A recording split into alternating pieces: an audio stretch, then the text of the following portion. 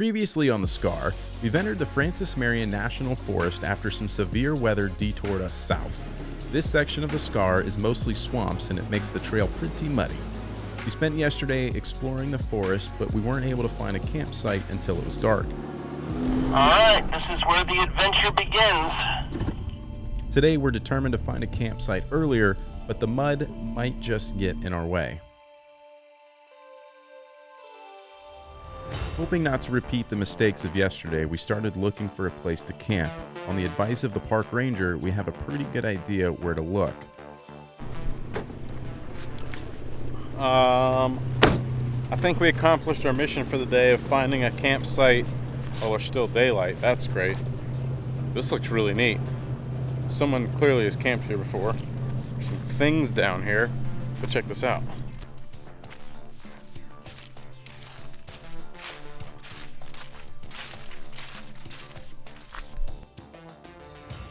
That's a pretty cool spot right here on the river. But there's a little fire here. Some cut up trees. We'll end up having to chop those up a bit more so we have some firewood. So we're gonna get cranking on that. We've got a lot of work to do to chop that wood, get vehicles set up, camp set up, and then start cooking dinner. Got some steaks to eat tonight.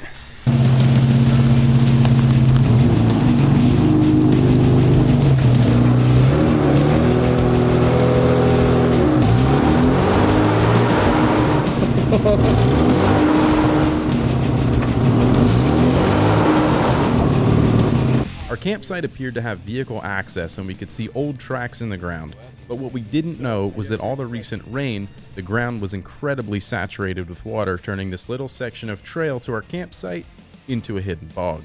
Do I traction board forward, winch backwards? What do we want to do? Because you guys aren't going to want to try to come through this, you think?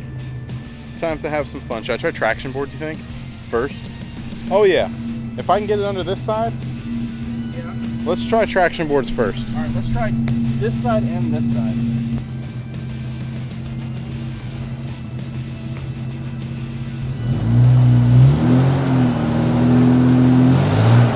Eventually, I'd be pulled out by Brian in the FJ because there was no way I was letting a Jeep recover me.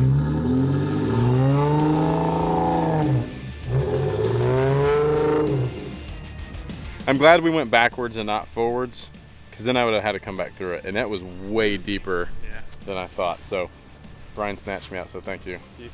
At least I got recovered from a Toyota and not a Jeep. You know what I'm saying? That was very unsuspecting. No, this was probably all like swamp. Oh yeah. At one point. Yeah, about that. Yeah. Well, we'll have to dip some boards in the river and get them cleaned up before they go. That just, I mean, you just got buried. Nice. That's deep right there. Woo! I think that means it's time for a cold beer.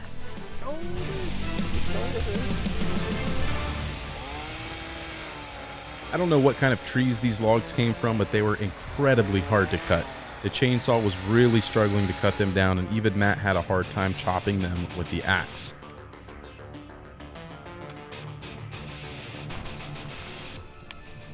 Exhausted and sweaty, we finally turned what's left of our energy into setting up camp.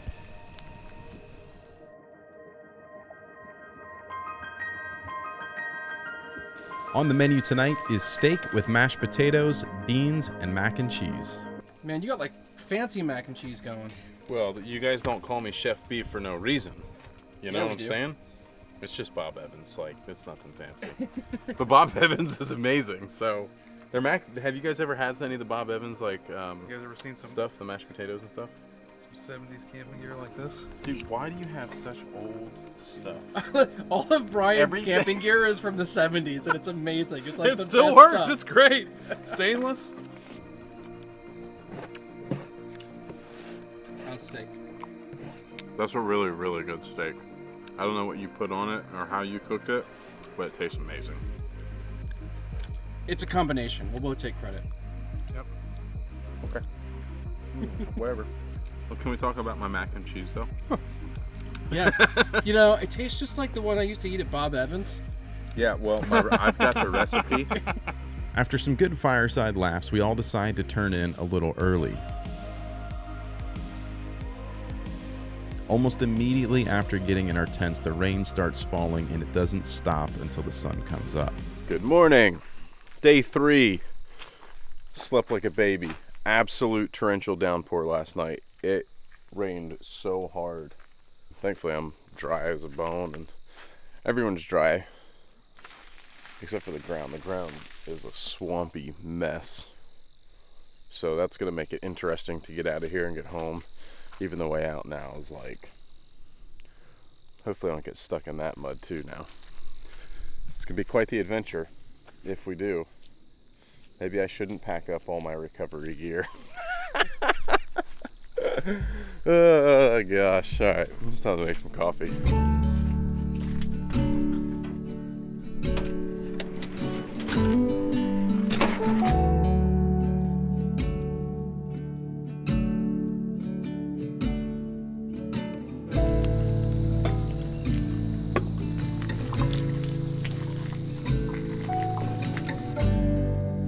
Oh, God, it's so hot.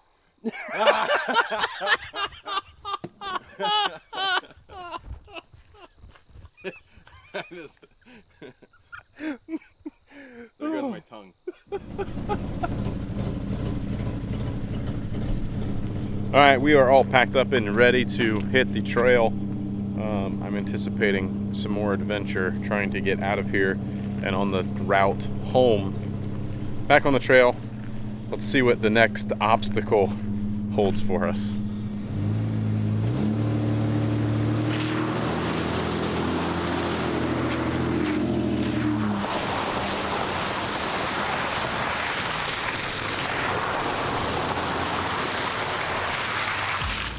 One of the first side trails we explored, we found out exactly how hard it would be to turn a trailer around on a tight, muddy trail.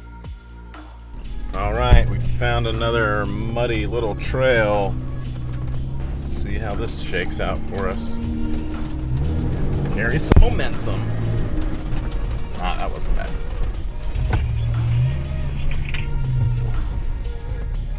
I'm not sure there is a forward anymore. I'm gonna have to get out and look at this. I'm not sure that this is something we can get through. Let's see what this has in store for us. Oh yeah, I think we're dead. All right, so we got to disconnect the trailer and push it off into this probably and get us turned around. Hey, there's a little bit of a clearing right where my truck is that you can get the trailer. So Brian and I are gonna back up a bit and then you can back into the clearing and I'll radio, let you know where that's at. But it's literally like right where my truck is, there's a little bit of a clearing. Yeah.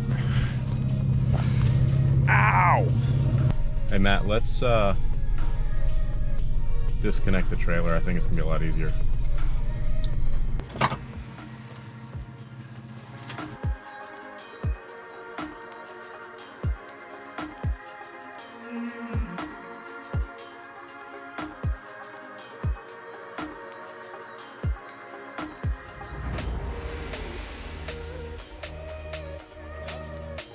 We did it.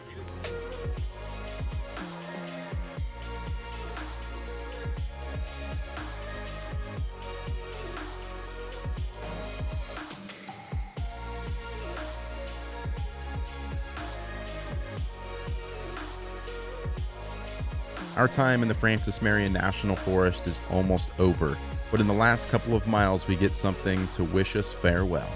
So we're kind of on the final leg of this journey. We are kind of on the north side of this scar loop up here, and we're making our way towards a historic site, which is the grave site of Francis Marion.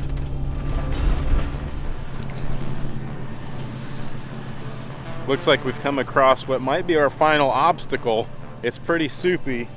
Matt, you going first? We're going to, that looks pretty, dude.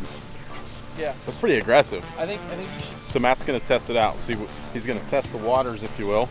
See what this is like, and hopefully There's various routes through there. It looks like there's different ways to get stuck. All right, here we go. Well, those guys got through without too much trouble. It is deep and it is long, but not like that, you know what I'm saying? So I feel confident. Here we go.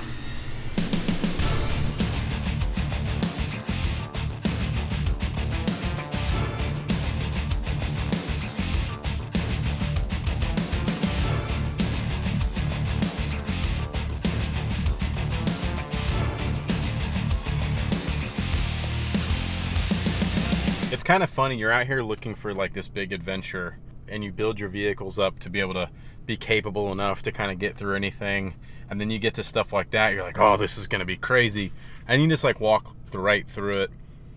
And I think that that's great because it kind of proves the capabilities of the truck and what it can do and all those types of things, but then it's kind of a little bit less exciting because you want to like have to work for getting through it, and you can just kind of crawl through it with no issue. Anyone else ever feel that way? Or is that just me? Okay. Moving along. Francis Marion.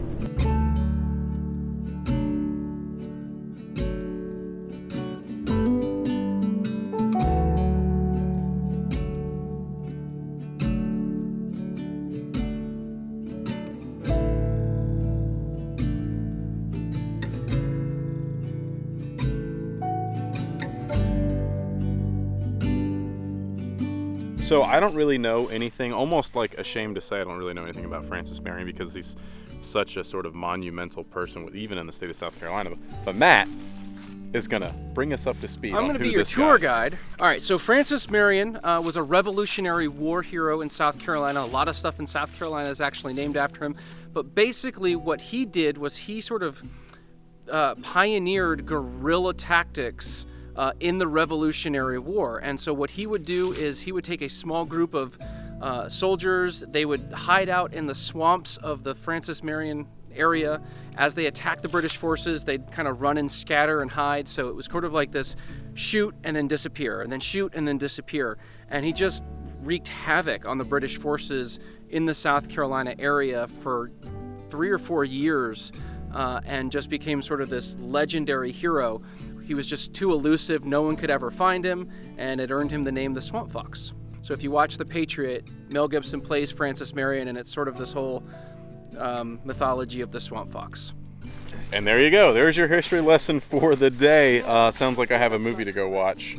But you know, that's what's really kind of cool and interesting about exploring these areas that are really in our own backyard of South Carolina. There is so much history here, and probably right where you live as well. We had a lot of Civil War stuff and Revolutionary War, things like that going on around this area. So it's really interesting to always kind of take these little nuggets of information and history and learn about what happens, you know, what's happened in your own backyard, and helps paint a picture of what things were like then. It's pretty cool. Well, Brian, I think this is the end of the trail. Looks like it. Mostly highway from here on out, so we're gonna go ahead and take advantage of that, and we will. Yeah, that's where I store some extra fluids, man. Than anybody else. Look at this guy. Look at this. I mean, Oh, I don't know about that. Super Sin. You might get rid of that. listen, that's trans fluid. Brian's trying to make fun of me, but that's practical. This right. is genius. I Yeah, think I that's store genius. some extra fluids up here. I mean, Having that? who wouldn't do that? Look at the mud. Overflow. Yeah. So anyways, like I was trying to say before I was so rudely interrupted, we're going to go ahead and air up the tires, especially for this fat pig that has such bad fuel economy.